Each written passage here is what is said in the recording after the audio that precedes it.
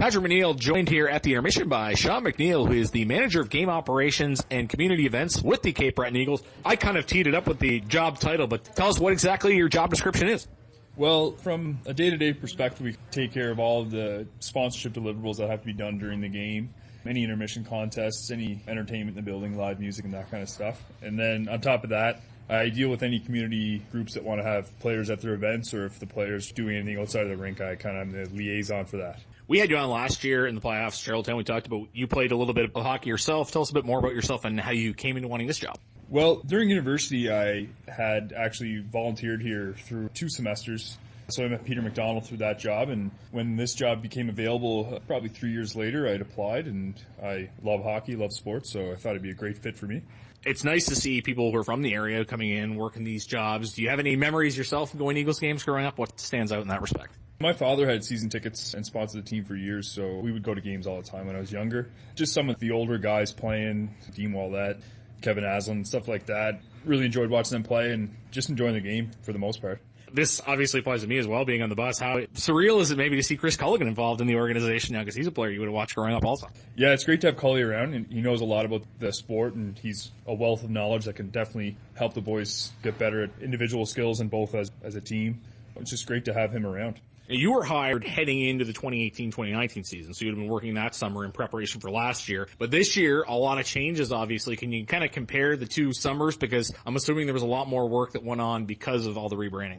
It's a little bit different because going into last season, I was new with the organization, so everything was new for the first time, and I had to learn everything basically from scratch. So going into this season, it was nice that I had a grasp on a lot of the things that had to happen, but it all got kind of tossed about when the rebrand happened and all these unique circumstances came along with new ownership, new management, well, all new coaching staff. I had a lot of new things to do, but it's all been a great experience so far. Hitting on that, I talked to Taylor Collingwood a little bit about this. We'll have him on later in the year. What kind of logistics do you have to deal with the name change? I know there's a lot of signs around the building that have to be changed. Anything other than that comes with having a new name and new logo? To touch on that, I made a list, I guess, right off the hop when I knew we were going to rebrand this of everything that around the rink and around the city that needed to be changed. But every day you walk around the rink and there's a new thing that you didn't see the first time. About a month or so, that list grew and grew and grew. So those kind of things were a lot to change, I guess. Yeah, that's something people should realize, too, with a rebrand is there's no master list of everywhere where the Screaming Eagles logo is. So if you're listening to this and you see Screaming Eagles logo, cut them some slack. It's not easy to remember where they all are. One of the other changes coming in, not just a rebrand, but we talked about Courtney Shriver-Richard coming in April. Peter McDonald was there when you started with the Eagles, and now Courtney comes in, obviously with a good pedigree. What's it been like working with her? How do you think she's adjusted to life working with the Eagles?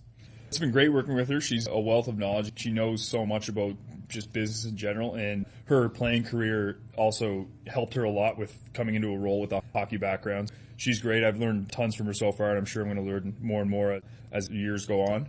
A lot of people may not know, you actually went to every playoff game last year. You were in Charlottetown and in Rimouski, and I know you've gone to some games in Halifax and Moncton. From your job perspective, what is going on the road do for you? What do you learn from those road trips? Well, I'd say there's 2 parts. One, you really get to see how the players live and how the coaches have to manage traveling so much. Like you said, I did Charlottetown, which I drove myself for those because it's pretty short, and I hopped on the bus for the Rimouski trip. And the bus ride, we're lucky we got a charter back because it was playoffs, because the bus ride there was pretty grueling. I couldn't imagine doing it as much as the team does.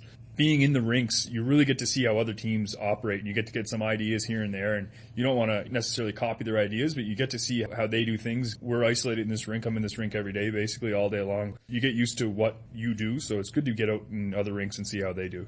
Kind of on that topic, I know this applies to me as a play-by-play man. Have you developed a relationship with other people around the league in similar roles? I know you had a chance to go to the draft, so you probably met some of those people in those roles then. Yeah, with this only being my second season in the league, I haven't met everybody yet, but here and there when I had questions, I'd reach out. Everybody's very accommodating and friendly to talk around the league. And like you mentioned with the draft, I met quite a few people at the draft, and because a lot of those meetings are centered around your position, you get to meet people who are doing the same job as you with other organizations, so it's great to meet those people. Yeah, it's interesting. For fans listening, they may not realize the other 2 major junior leagues don't have a draft like that, and it's helpful because not only is it a spectacle for the players, but staff like Shaun and myself also get to learn from our colleagues, which is really good. Walk us through what an actual game day would be like for you at Center 200 when the Eagles are at home.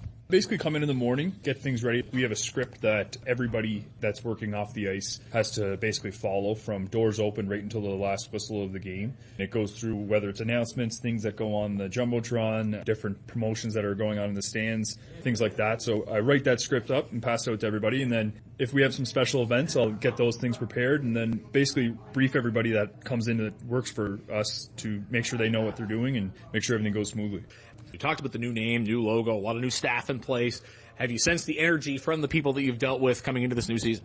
I'm in a bit of a bubble when it comes to the opinion of others outside of the rink because I'm in it all the time. You know, I'm constantly seeing it. I guess my opinion may be swayed, but for the most part, I think that it's been a positive outcome. Everybody seems very excited about the new brand, and people, for the most part, might not like change, but I think it's growing on a lot of people. I've heard people excited to come see the new coaching staff on top of the new logo and all the new things around the rink. So I think overall, I think it's a good change. Hopefully some momentum coming into the season, both on and off the ice. Shaun, great to catch up with you. Thanks for telling us all about your responsibilities at the rink. All right, thanks, Pat. Shaun MacNeil, he is the manager of game operations and community events with the Cape Breton Eagles. You're listening to the intermission of Carstar, Cape Breton Eagles Hockey, 1270 CJCB.